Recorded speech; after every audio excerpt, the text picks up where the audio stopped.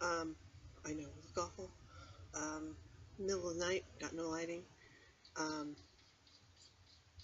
have a cat trying to get my attention.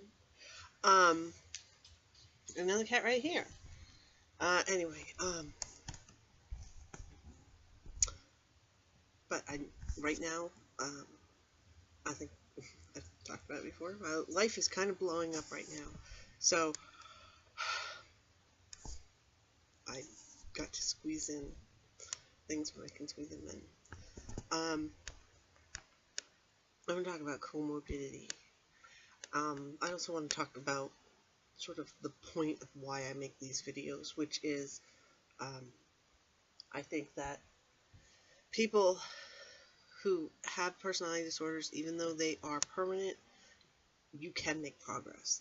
And actually, practice what I preach. The reason I'm going through hell right now, some of it is absolutely just life drops a bomb on you. But I'm really going through it right now because I have made a major commitment to improving some things. And it's unbelievably draining. And it's among the reasons why I fired my therapist. Like, oh my God, you fired your therapist? You know, why are you still doing these things that you're still doing, like these videos? Why am I still doing these videos? You know, it is a priority thing. You have to figure out what you can have in your life and what you can't have in your life. I'm sorry, I'm messing with my hair, but it drives me crazy. See what it looks like on camera. Anyway, I do have a point, I swear to God. Yeah, I mean, this is because among my pet peeves, obviously you all know what my first number one pet peeve of people that I run across is, and that is people who self-diagnose and generally don't actually have a personality disorder, but pretend they do and muddle the issue. The second is people who don't take advice and try to get better. Drives me crazy. See it all the time. People that vent and don't actually, you know, all they want is they want the sympathetic pat on the back. Drives me bananas. You know, because you can make your life better even with this thing that you can't get rid of completely. You can find a way to make things, always to make things better. Now, yes, it takes effort. Yes, you basically got to jump into the fire to do that. That's where I am right now. I am so in the fire. And it's going to be like that for probably another 6 months. I can't think about that. Can't think about what's going to happen. Really, seriously, I'm taking things hour by hour right now. Which is, and it's why I'm having this avoidant crisis. Is because stuff, really bad stuff happens. Anyway, so I want to talk about comorbidity because I feel like I'm really repeating myself here. And I probably am, and you probably heard this in bits and pieces, but I'm putting it all together for you. No, you can't change it if you've got avoidant personality disorder, but it's rare that somebody only has a personality disorder, and okay, I don't want to say it's rare. It's more likely that you have a comorbidity than you don't. In my experience, I don't have figures, but I think it's pretty common, and I think it's really common for people to say, okay, this is my diagnosis and this is what I have, and everything falls into that, and that is usually not true. And the thing is, this is how I look at it is find out whatever the base issue is. Treat that base issue. Sorry, I'm still recovering, but don't worry and focus so much on the secondary things, because if you can treat the base issue, then these secondary issues are going to get better. Like, for example, with me, my primary thing is avoidant personality disorder. Because of that, I've also got all these, I've got PTSD, I've got chronic, what do they call it? Chronic treatment-resistant depression. I've got all this other crap, right?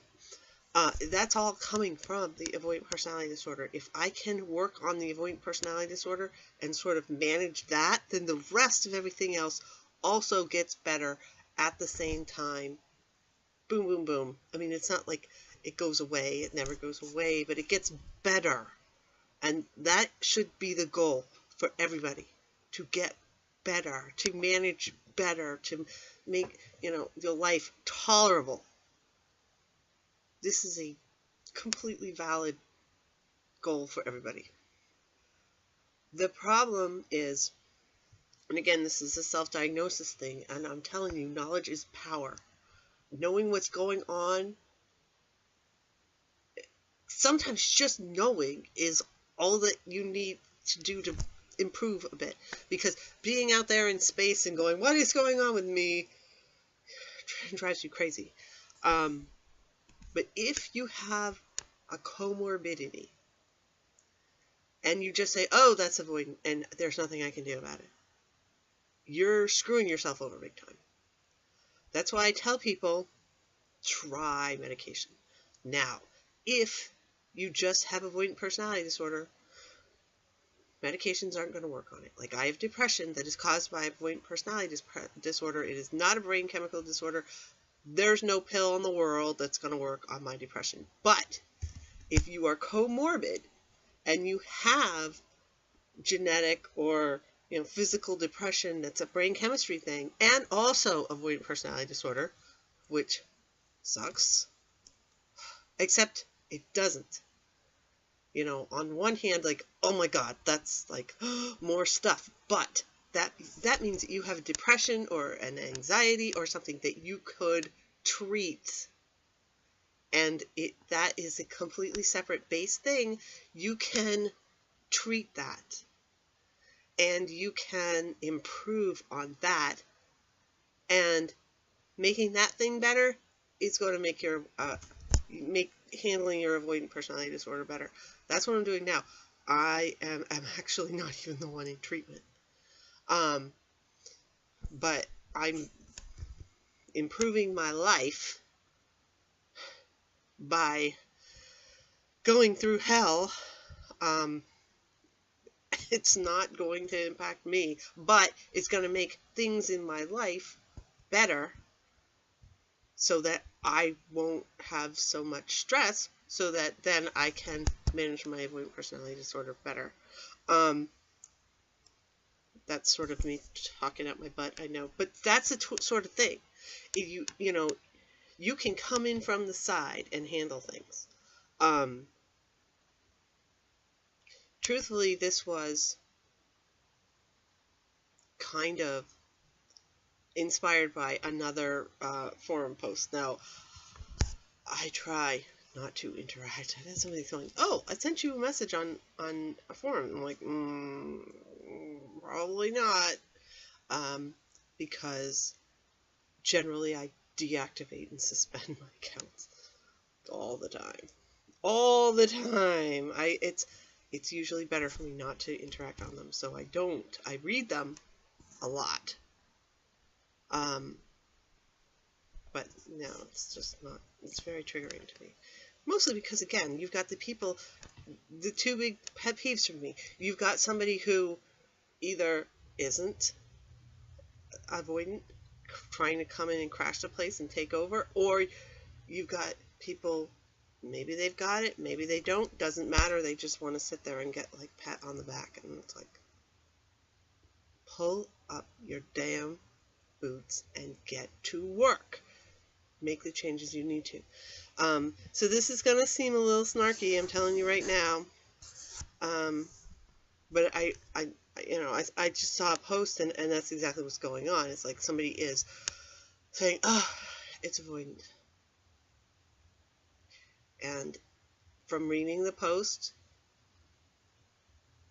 maybe the avoidance is triggered, but it seems clearly that it was something else that is the actual basis, which means that this something else can change. And so I'm going to kind of break it down, and if you've seen this, and see, there's part of me that's going, oh my God, I can't talk about somebody else because they're not going to see this video, but they might see this video, or somebody might see the video and tell them, oh, so this person who's like, oh, my life is going great, and I think it's going to blow up, and this is avoidance. And it's like, probably not. And they're convinced that it's avoidance, and they're hoping for somebody to say, hey, you can get through this. Yes, a cat just sneezed. Anyway, and I'm like, you can work. That, you know, first of all, if you're paranoid, okay, this is going to be hard. This is going to be hard for language. There is actually, if you are truly paranoid all the time, there is a separate personality disorder called paranoid personality disorder. So if you're always thinking, you know, you've got the thoughts going through your head, you know, I've got them. I've got like little supportive conversations I wish that I was having with people to help me get through this, because I'm not actually having conversations with people. That's the type of fantasy thought, you know, thing that avoidant people have. If you've got this fantasy thoughts that people are out to get me, that's paranoid personality disorder. Now here's the thing. This is again, you can have traits from other personality disorders despite your diagnosis. You know, this person seems to think that, oh my God, everything's going great and it's going to blow up on me. And it is, quote, a fear of abandonment. Now, here's the thing.